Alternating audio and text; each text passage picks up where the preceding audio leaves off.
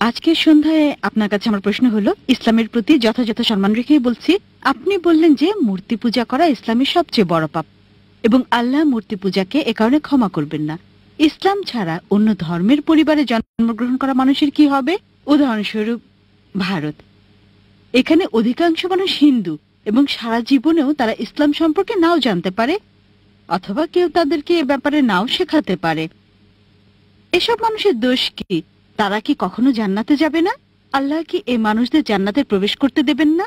তাদের দোষ কি যদি জন্মের পর থেকে তাদেরকে যা শেখানো হচ্ছে তা বিশ্বাস করে? তাদের উপর কি আল্লাহর কোনো দয়া নেই? আপনাকে ধন্যবাদ।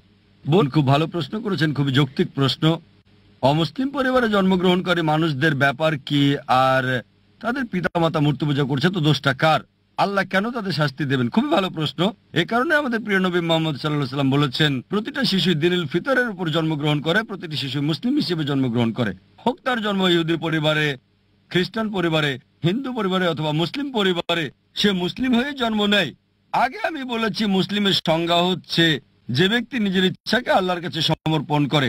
তাই প্রত্যেকটা শিশু জন্মের সময় তার ইচ্ছাকে আল্লাহর কাছে সমর্পণ করে, পরে প্রভাবিত হয় বয়োজ্যেষ্ঠদের দ্বারা, পিতামাতার দ্বারা, শিক্ষকদের দ্বারা, তারপর মূর্তি পূজা শুরু করে, অগ্নি পূজা শুরু করে, ভ্রান্ত পথে চলে যায়।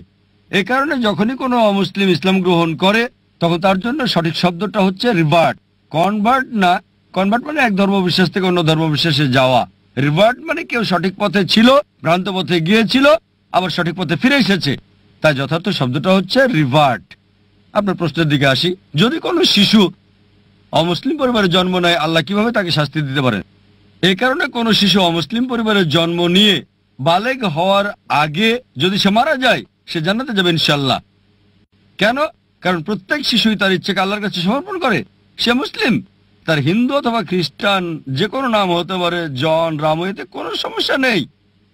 কিন্তু যদি শিশু বলে গণ্য হয় আর যদি সে অবস্থায় মারা যায়, তাহলে জান্নাতে যাবে, মুসলিম বা অমুসলিম যে পরিবারেই সে জন্মগ্রহণ করুক না কেন।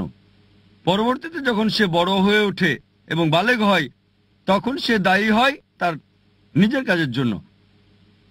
এ কারণে যদি কোনো শিশু অপরাধ করে, কোর্টে তাকে ছাড় দেয়, তবে যখন বালেগ হয়, সে বলতে পারে না যে বাবা শিখিয়েছে তাই আমি এখন চুরি করছি।